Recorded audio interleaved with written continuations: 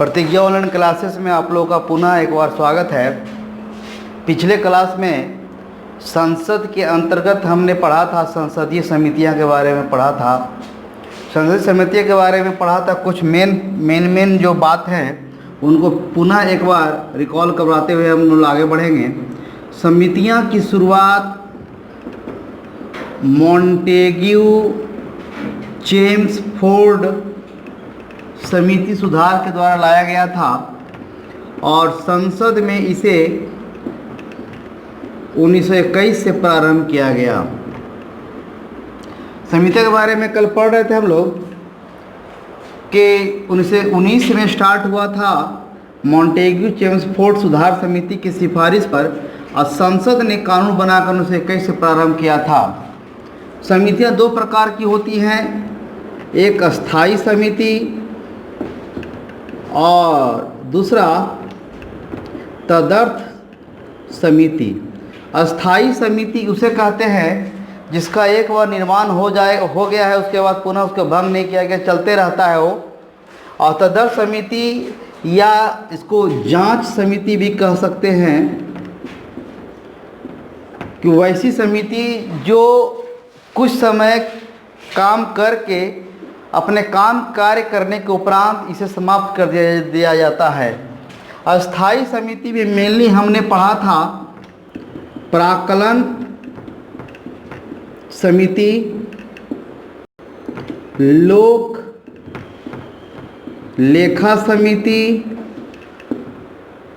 सार्वजनिक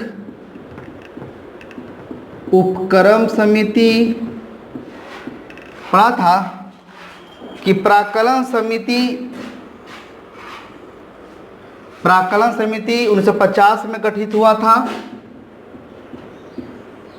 लोक लेखा समिति 1921 में गठित हुआ था। सार्वजनिक उपक्रम समिति 1964 में गठित हुआ था।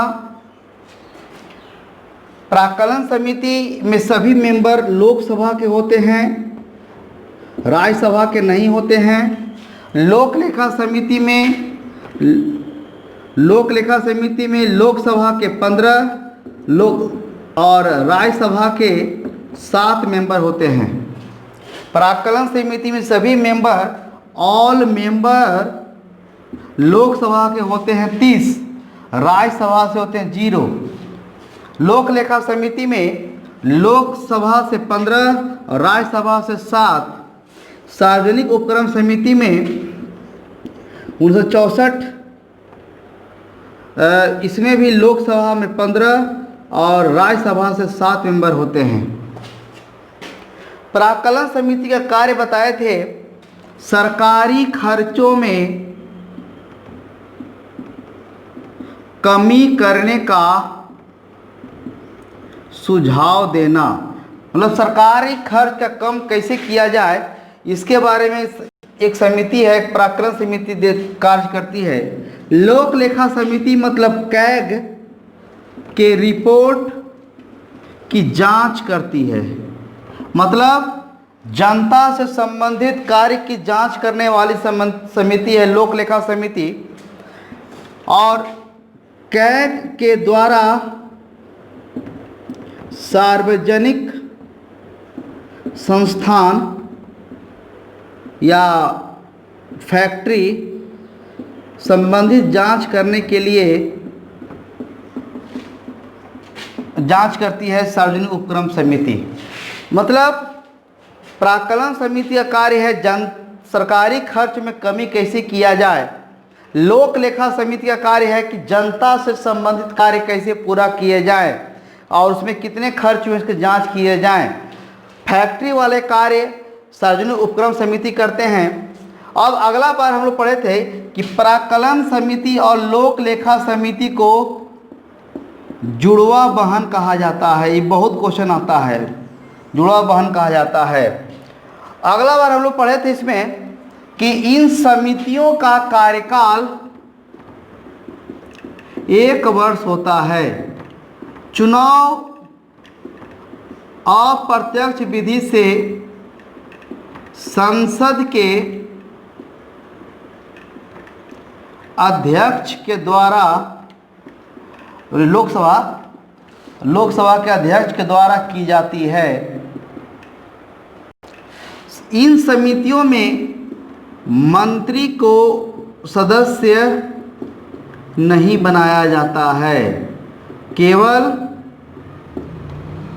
केवल सदस्य को ही इसमें चुना जाता है, मंत्री को नहीं चुना जाता है। तो इन सारी बातों का अभी बहुत इम्पोर्टेंट है कि अभी क्वेश्चन आ जाए कि वर्तमान में लोक लेखा समिति सबके अध्यक्ष भी बताए थे आपको कि क्या अभी कौन इसके लोक लेखा समिति वगैरह के अध्यक्ष हैं, तो आपको बताए थे अधीर रंजन चौधरी हैं और सार्वजनिक उपक्रम समिति की मीनाक्षी है ना। इस सब के बात के बताए थे कि कब से प्रारंभ हुआ है समिति, 1919 में। संसद कब अपनाया है समितियां को, तो 1921 में।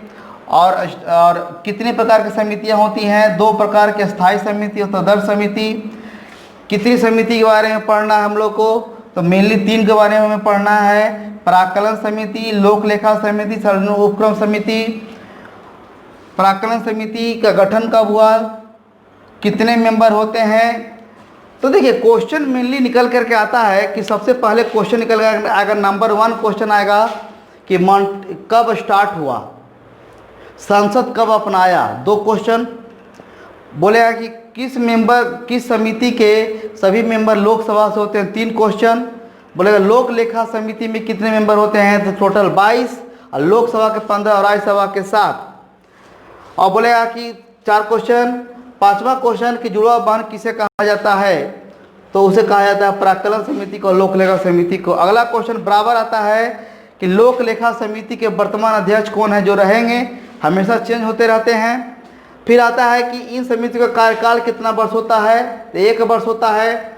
चुनाव किस विधि से होता है, तो आप प्रत्यक्ष विधि से लोकसभा के अध्यक्ष और राज्यसभा के सभापति के द्वारा किया जाता है।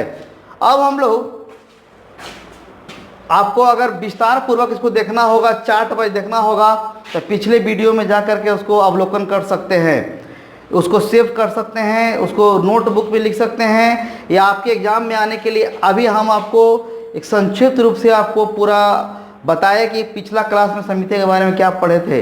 अगर आपको पूरी तरह से जानना होगा तो आप वीडियो नंबर 10 को जाकर के अवलोकन करेंगे, तो वहाँ पूरी विस्तार पूर्वक चार्ट वही बनाया हुआ है, चार्ट के अनुसार बताया हुआ है, वो आपके लिए फ़ायदेमंद। आपको पुनः एक बार रिवीजन करवाए। अब हम लोग क्या बोलते हैं, संसद की लास्ट टॉपिक हम लोग पढ़ेंगे। संसद में एक बहुत इम्पोर्टेंट टॉपिक है, हमेशा एग्जाम में आता है, ये भी एग्जाम में आता है, इस पर भी 5-6 क्वेश्चन हमेशा बनते हैं। ये टॉपिक का नाम है विधेयक। विधेयक को इंग्लिश में कहते हैं बिल। ये बहुत क्वेश्चन ये भी आता है कि विधेयक किसे कहते हैं।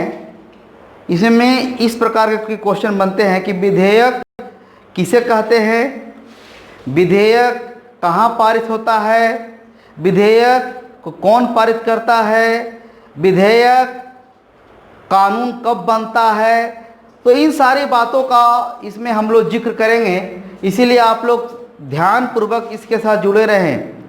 एग्जामिनेशन के लिए एक बहुत ही महत्वपूर्ण टॉपिक हम उठाए हैं संसद, और उस कड़ी में हम लोग लास्ट में पहुंचे हैं अभी विधेयक पर। तो सर्वप्रथम आपसे पूछा जाए कि विधेयक और कानून में क्या अंतर है, विधेयक कानून कब बनता है। तो पहली बात है कि विधेयक कहते किसे हैं, तो विधेयक कहते हैं कि किसी भी विषय को संसद में प्रस्तावित करना विधेयक कहलाता है, और उस विषय को संसद के द्वारा पारित करना कानून कहलाता है। मतलब क्या कि अगर किसी विषय को हम प्रस्तावित कर रहे हैं तो वो होता है विधेयक, पर जो प्रस्तावित किया गया विषय को अगर हम पारित कर देंगे तो बन जाएगा कानून। तो विधेयक किसे कहते हैं, प्रस्तावित करना कहलाता है विधेयक, और पारित करना कहलाता है कानून। तो विधेयक का सामान्य अर्थों में कह सकते हैं कि संसद के अंतर्गत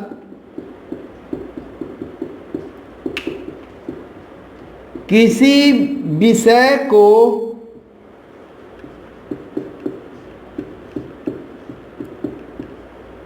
प्रस्तावित करना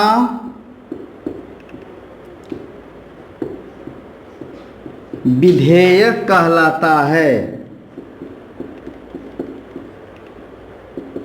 तो विधेयक किसे कहेंगे कि किसी विषय को संसद में प्रस्तावित करना क्या कहलाता है, विधेयक कहलाता है। और जब जब जब विधेयक को संसद के द्वारा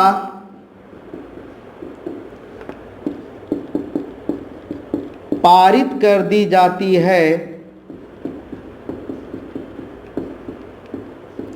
तो उसे कानून कहते हैं। तो क्या देखना है, किसी विषय को प्रस्तावित करना क्या कहलाता है, विधेयक, पारित करना क्या कहलाता है, कानून। मतलब कि अगर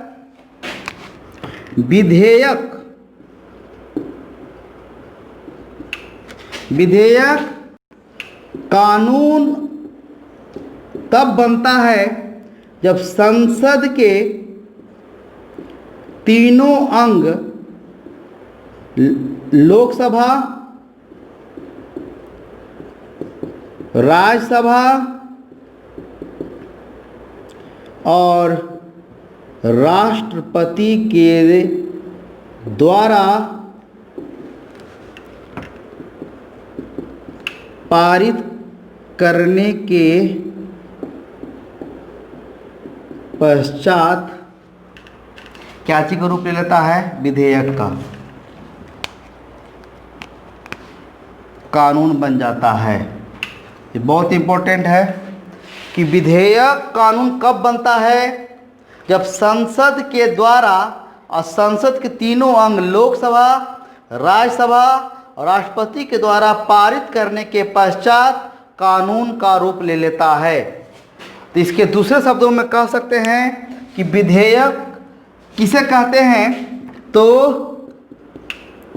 कानून बनने का पूर्व का स्वरूप, पूर्व मतलब पहले, कानून बनने का पूर्व का स्वरूप विधेयक कहलाता है। इसे इस शब्द में भी कह सकते हैं कि विधेयक किसे कहे, तभी कानून बना नहीं है, कानून बनने का पूर्व का स्वरूप विधेयक कहलाता है। इसे इस अर्थ में भी लिख सकते हैं। तो हमने अभी देखा इसके बारे में कि विधेयक किसे कहेंगे। तो विधेयक कहते हैं क्या, कि संसद के अंतर्गत किसी विषय को प्रस्तावित करना, ये इंपॉर्टेंट है। प्रस्तावित करना मतलब रखना, प्रस्तावित करना विधेयक कहलाता है। और जब विधेयक को संसद के द्वारा पारित कर दी जाती है तो कानून कहलाता है। तो विधेयक और कानून में बेसिकली अंतर क्या है कि अगर किसी विषय को प्रस्तावित करेंगे तो कहलाएगा विधेयक, और जब विषय को पारित कर देंगे तो कहलाएगा कानून। अब हम देखिए बॉक्स में बनाए हैं कि विधेयक कानून तब बनता है जब संसद के तीनों अंग, लोकसभा, राज्यसभा और राष्ट्रपति के द्वारा पारित कर दी जाती है, तब वो कानून बन जाता है। दूसरे शब्दों में कह सकते हैं कि कानून बनने का पूर्व का स्वरूप विधेयक कहलाता है। कल पुनः इसे डिस्कस करेंगे। अब हम लोग देखते हैं कि विधेयक कितने प्रकार से पेश किए जाते हैं संसद में। विधेयक कितने प्रकार से पेश किए जाते हैं विधेयक में? तो विधेयक पेश किए जाते हैं मेनली 3 प्रकार से। संसद में मुख्यतः 3 प्रकार के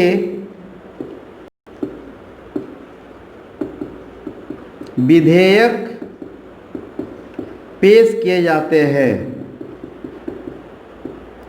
प्रस्तावित या पेश की हुआ, पहला सामान्य विधेयक, अनुच्छेद 107।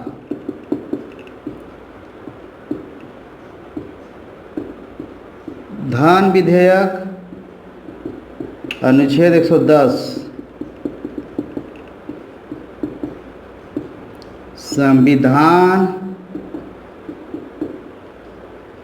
संशोधन विधेयक, अनुच्छेद 368।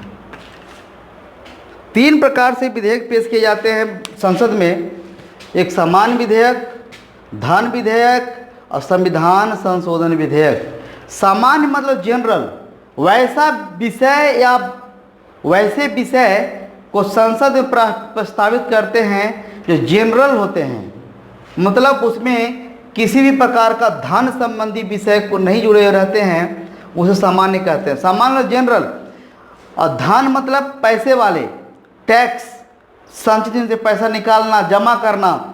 और संविधान में संशोधन करना कहलाता है संविधान संशोधन विधेयक। मतलब धन संबंधी विषय को छोड़कर अन्य सभी प्रकार के विषय किस में आएंगे? सामान्य में। धन संबंधी विषय किस में आएंगे? धन विधेयक में आएंगे। संविधान में संशोधन करना होगा तो किस में आएंगे? तो संविधान संशोधन विधेयक कहलाता है, में आता है। तो बिना पैसा वाला विषय किस में आएगा? सामान्य विधेयक में। पैसा वाला विधेयक किस में आएगा? तो धन विधेयक। और संविधान में संशोधन करना होगा तो किस में आएगा? संविधान संशोधन विधेयक। अब हम लोग अगले क्लास में अब हम लोग सामान्य विधेयक के बारे में पूरा डिस्क्रिप्शन के साथ पढ़ेंगे कि सामान्य विधेयक कहाँ पेश करते हैं, राष्ट्रपति की अनुमति होती है कि नहीं होती है, राष्ट्रपति इसमें संयुक्त बैठक बुला सकते हैं कि नहीं बुला सकते हैं, और राष्ट्रपति इस पर मंजूरी देती है कि इसमें कोई वीटो पावर लगता है। धन विधेयक के बारे में पढ़ेंगे कि इसको किसमें पेश करते हैं, कहाँ पास करते हैं, कौन घोषणा करता है कि धन विधेयक है, धन विधेयक में संयुक्त बैठक होता है कि नहीं होता है, राष्ट्रपति इसमें अनुमति देते हैं कि नहीं देते हैं, कि वीटो पावर लगता है, और संविधान संशोधन विधेयक कितने प्रकार से पास होता है। इन सारे के बातें में इन सारी बातों को हम लोग विस्तार पूर्वक अगले क्लास में हम लोग इसके बारे में पढ़ेंगे। तो आज के लिए बस इतना ही।